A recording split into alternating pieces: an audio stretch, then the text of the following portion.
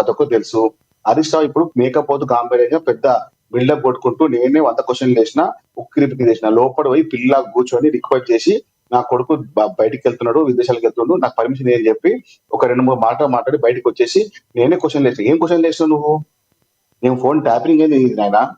నువ్వు ప్రభుత్వం ఉన్నప్పుడు మీ మామ అప్పటి ముఖ్యమంత్రి నీ ఫోన్ ట్యాపింగ్ చేసి నువ్వు ఎంత సంపాదిస్తున్నావు, ఎన్ని కుట్రలు చేస్తున్నావు, ఏ వ్యవహారాలు చెప్పి బాధ్యతగా చేసిన ఘనకారం ఉంది. మీ మామను పోయి క్వశ్చన్లు మీ మామగారికి పోయి మీ మామకి మీ మామ కొడుకు క్వశ్చన్లు ఎందుకు మా ఫోన్ ట్యాపింగ్ చెప్పి కాదు కాకూడదు కక్కూడదు అని చెప్పి మాట్లాడి మేకపోద్దు మాట్లాడే మాజీ మంత్రి సిద్దిపేట ముద్దుబిట్ట సాయి కుమార్ గారు ఇంకొకటి అయితే ఉంది. సుప్రీంకోర్టు ఆదేశాలు ఉల్లంఘన చేశారంటూ వస్తున్న వార్తల్లో వాస్తవం లేదని సజ్జనార్ చెప్తుంటే మీరు కాంగ్రెస్ కండువా కప్పుకో అని చెప్పి బీఆర్ఎస్ నేతలు సజ్జనార్ని టార్గెట్ చేస్తున్న పరిస్థితి ఏమంటారు దీనిలో?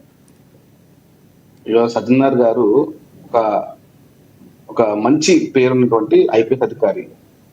దిశ కేసుల్లో ఆయన ఎంతమంది మెచ్చుకున్నారు, ఆయన వ్యవహారం ఏ విధంగా ఉంది అనేది అందరికి తెలుసు. రేవంత్ రెడ్డి గారు ఒక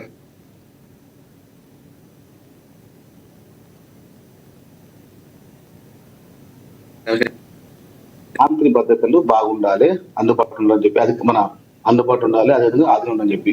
ఇప్పుడు అలాంటి వ్యక్తిని మీరు ఇట్లా మాట్లాడమంటే మీకన్నా ఇక అవమానపై మాటలు వెళ్ళుకోండి. వాళ్ళు మంచి వాళ్ళు.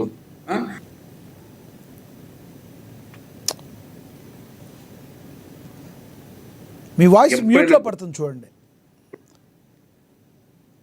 ఫోన్ వస్తుంది, మీది ఫోన్ వస్తున్నట్టుంది చూడండి, కట్ చేయండి, అది కంటిన్యూ చేయండి ప్రత్యేకంగా. అలా ఇలాంటి దుర్మార్గమైన మాటలు హరీష్ రావు మాట్లాడే ముందు ఒక 5 సార్లు ఎమ్మెల్యే పనిచేసినావు, 10 సంవత్సరాలు మంత్రిగా పనిచేసినావు, అధికారుల పైన స్పష్టంగా మాట్లాడండి. మేము ఇంతకుముందు మీరు మాట్లాడినప్పుడు ఇదే మాట్లాడరా?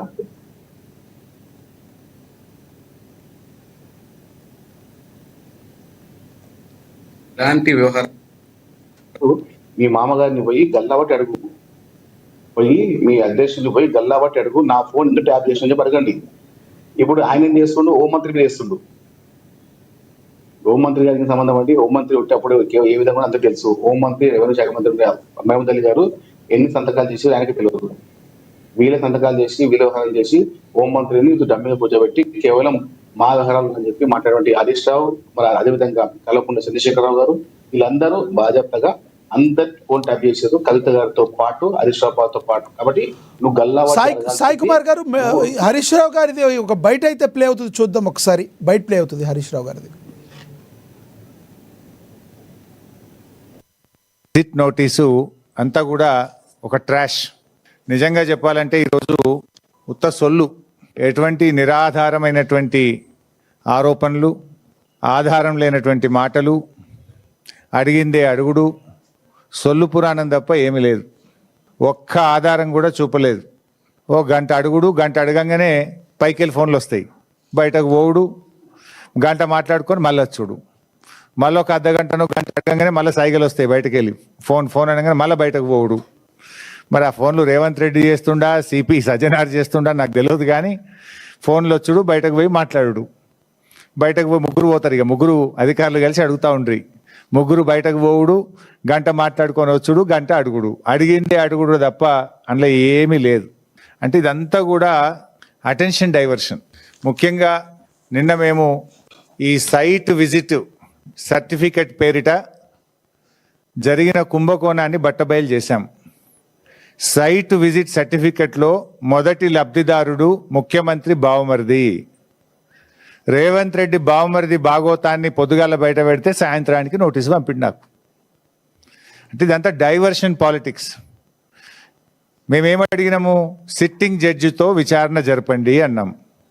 రేవంత్ రెడ్డి నీకు ధైర్యం ఉంటే, నిజాయితీ పరుడు అయితే, నువ్వు తప్పు చేయకపోతే తక్షణమే సుప్రీంకోర్టు, హైకోర్టు సిట్టింగ్ జడ్జితో విచారణకు ఆదేశించు.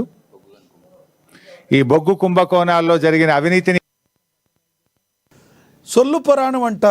గంట గంటకి ఫోన్లు వస్తున్నాయి, సజ్జనార్ చేస్తున్నాడా, రేవంత్ రెడ్డి చేస్తున్నాడని మాటలని ఎలా చూస్తారు మీరు? మాట్లాడుతూ లొట్ట పీస్ కేసు అంటారు. ఎందుకు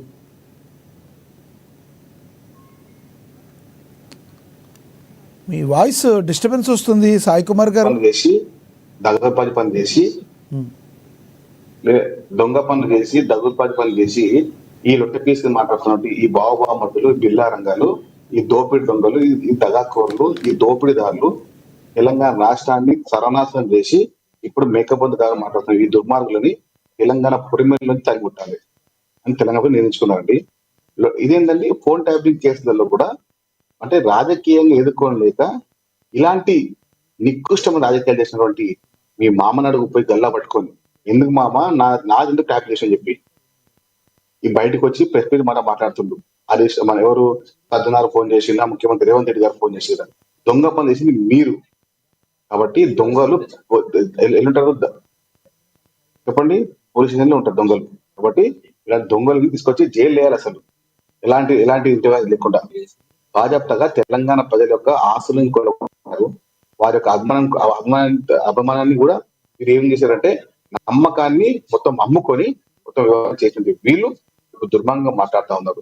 గతంలో బూతులు అని మాట్లాడి ఇప్పుడు నీతులు మాట్లాడుతూ ఉన్నారు. ఇలాంటి దుర్మార్గుల్ని ఎస్